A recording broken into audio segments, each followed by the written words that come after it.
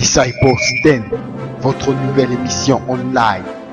Disciples 10, c'est 10 minutes d'édification avec les Disciples of Christ.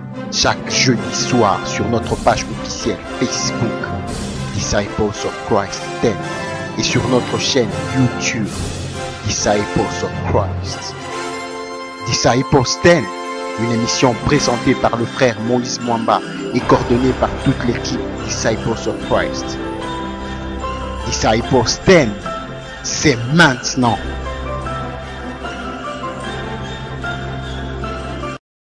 Bien-aimés dans le Seigneur, bonsoir. Ce soir pour vous, votre émission Disciples 10. Après 2 longues semaines d'absence, nous profitons déjà de l'occasion pour nous en excuser et vous dire que vous nous avez beaucoup manqué. Mais nous sommes de retour chez vous ce soir avec votre émission, comme je le disais, Disciples 10. Et ce soir, votre frère Moïse Mwamba, présentateur de l'émission et membre du groupe Disciples of Christ, reçoit sur son plateau le frère Jonathan Kambo. Avec le frère Jonathan Kambo ce soir, nous allons débattre sur un sujet qui est la prière et nos préoccupations. Mais différemment de nos numéros précédents, ce soir le frère Jonathan Kambo va décortiquer le sujet et la tâche vous reviendra à vous, chers auditeurs, de poser vos questions sur notre page officielle Facebook Disciples of Christ 10. Alors sans plus tarder, je m'en vais déjà accueillir mon invité de ce soir. Bonsoir frère Jonathan Kambo. Bonsoir bien-aimé Moïse Mwamba. Alors frère Jonathan Kambo, comment allez-vous? Par la grâce de Dieu, je me porte très bien. Merci. Gloire au Seigneur. Alors chers auditeurs, comme je le disais, je suis sur ce plateau avec le frère Jonathan Kambo qui va nous parler de la prière et nos préoccupations. Mais je ne voudrais pas beaucoup monopoliser la parole. Je m'en vais déjà laisser la parole à mon frère Jonathan Kambo.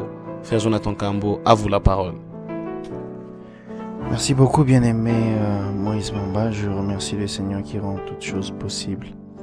Alors ce soir, nous allons parler du thème la prière et nos préoccupations. Premièrement, je vais commencer par définir la prière en quelques mots simplement. C'est que la prière, c'est un dialogue d'un chrétien avec son Dieu. C'est vrai que selon le dictionnaire, nous pouvons avoir plusieurs définitions. Mais restant dans le milieu chrétien, je définis simplement la prière comme un dialogue. Ça veut dire parler à son Dieu et entendre aussi son Dieu lui parler. Et ce soir, nous parlons de la prière et de nos préoccupations. Pourquoi ce thème? Parce que, bien-aimé Moïse Mwamba, c'est que aujourd'hui dans l'église, nous avons un sérieux problème. C'est que nous avons des problèmes comme quoi nous prions, mais nous n'avons pas gain de cause. Nous n'arrivons pas en fait à l'exaucement de ce pourquoi nous sommes en train de prier. Et il y a une fois l'Éternel qui était en train d'essayer de me faire comprendre l'un des phénomènes, surtout pas le phénomène en soi qui fait en sorte que nous recevons pas d'exaucement à nos prières, mais l'un des phénomènes en fait qui faisait en sorte que nous ne puissions pas recevoir gain de cause dans nos prières. La Bible dit dans Ecclésiaste le 5e chapitre, à partir du si nous pouvons lire juste avant Ecclésiaste 4, le 17e verset, et puis Ecclésiaste 5, le 1er verset. Elle veut dire, prends garde à ton pied lorsque tu entres dans la maison de Dieu et approche-toi pour écouter, plutôt que pour offrir le sacrifice des insensés, car ils ne savent pas ce qu'ils font. Le 5e chapitre, le 1er verset dit, ne te presse pas d'ouvrir la bouche et que ton cœur ne se hâte pas d'exprimer une parole devant Dieu, car Dieu est au ciel et toi sur la terre, que tes paroles soient donc peu nombreuses. La Bible nous dit aussi dans Jacques 4, le 3e verset, vous demandez et vous ne recevez pas parce que vous demandez mal dans le but de satisfaire vos passions. En fait, je vais répondre à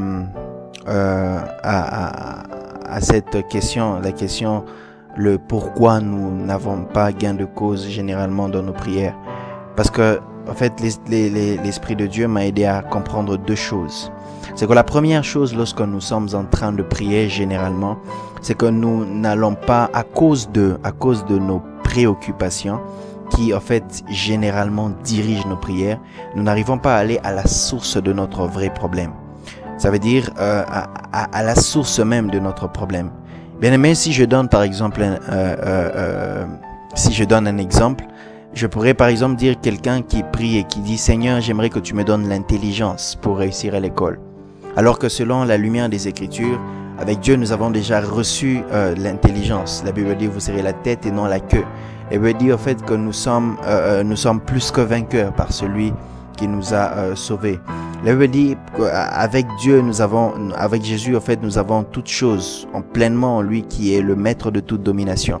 Alors que selon la lumière des Écritures, nous avons déjà toutes ces choses. Donc ce qui nous manque généralement n'est pas la capacité, mais c'est la connaissance simplement. Ce qui nous manque généralement, c'est peut-être pas l'intelligence pour réussir à l'école, mais c'est peut-être la force, par exemple, d'étudier. Il y a beaucoup de ces personnes, elles n'ont pas le courage, elles n'ont pas la force d'étudier, mais elles demandent à Dieu l'intelligence. Vous voyez que Dieu peut donner l'intelligence, mais en réalité, tu ne réussis toujours pas. Alors on va se dire, mais est-ce que Dieu a répondu ou pas? Je peux prendre un autre exemple, quelqu'un qui se bat à prier, Seigneur, je veux de l'argent, Seigneur, je veux de l'argent. Alors que généralement, lorsque nous avons de l'argent, nous dilapidons cet argent très rapidement, nous dissipons cela.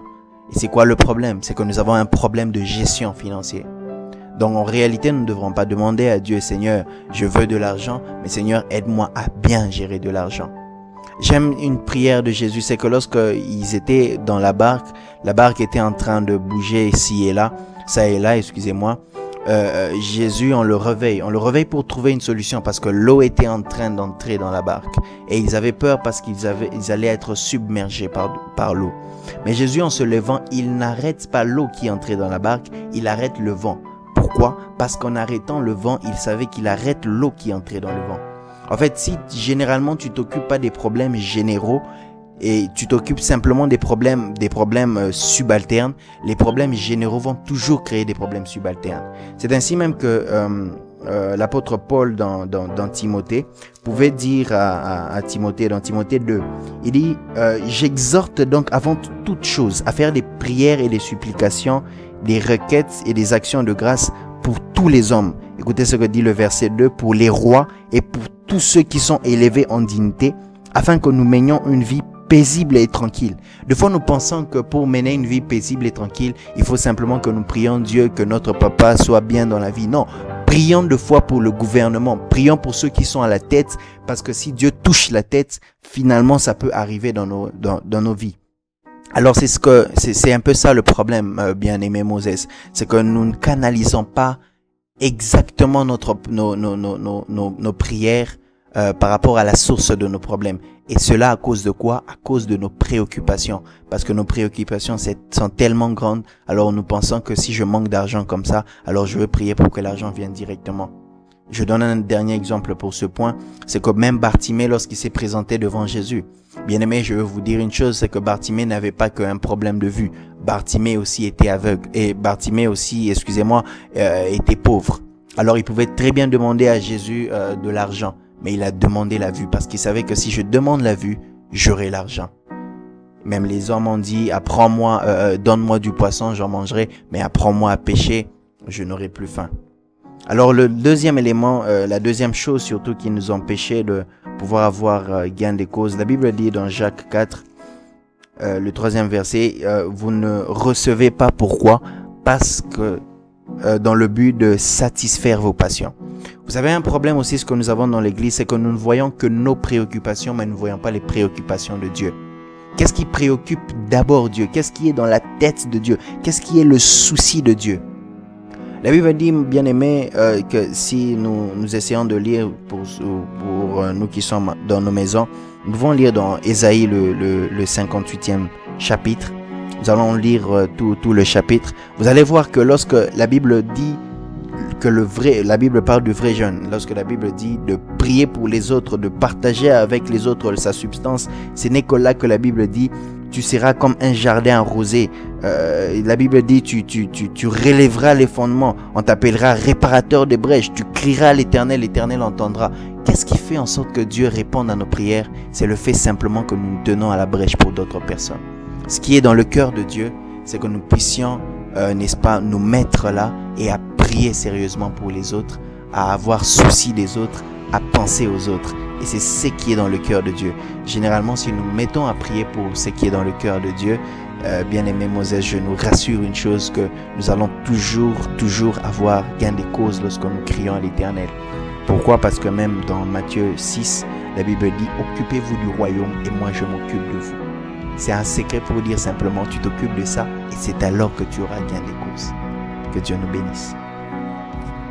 Amen, que Dieu nous bénisse. Mes frères Jonathan, nous sommes déjà à la fin.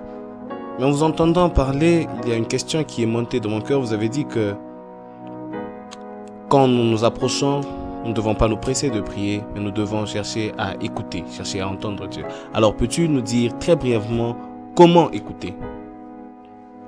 Okay, très brièvement pour dire comment écouter, c'est vrai qu'il y a une méthode.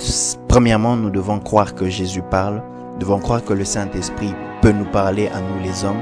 C'est ainsi que nous allons facilement arriver à l'écouter. Mais j'aimerais nous dire à tous nos auditeurs, ceux qui sont en train de nous suivre, se posant des questions, je n'arrive pas à entendre le Seigneur. J'aimerais simplement nous exhorter comme Jésus a fait lorsqu'il était dans l'agonie à Gethsemane, frère Moses.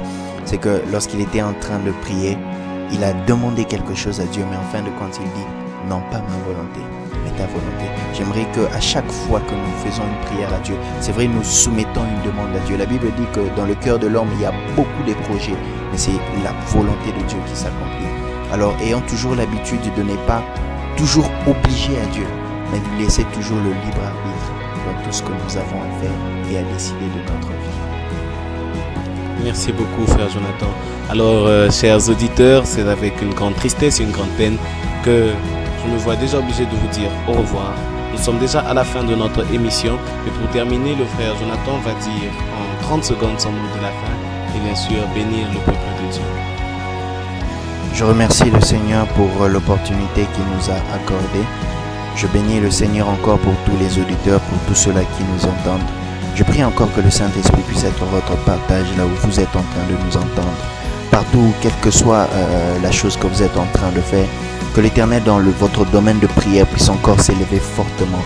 Que ce message encore puisse toucher vos vies spirituelles et que lorsque vous êtes en train de prier l'Éternel, que lui seul vous révèle toujours sa volonté et ce qu'il veut dans votre vie. Je prie encore le Seigneur qu'il bénisse cette émission, qu'il bénisse encore cette initiative. Et je bénis les Disciples of Christ pour l'opportunité qu'ils nous accordent encore et tout le staff qui permet en fait, n'est-ce pas, que ces médias arrivent jusque dans vos ondes. Que Dieu nous bénisse tout un chacun d'entre nous. Amen. Alors, chers auditeurs, nous sommes à la fin de notre émission.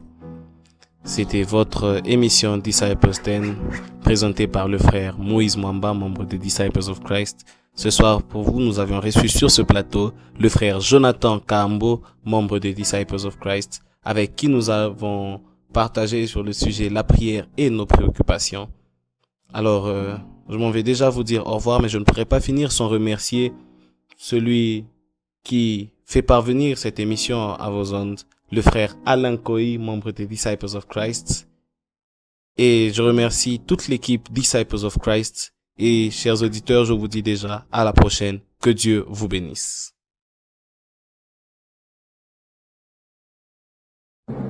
C'était votre émission Disciples 10.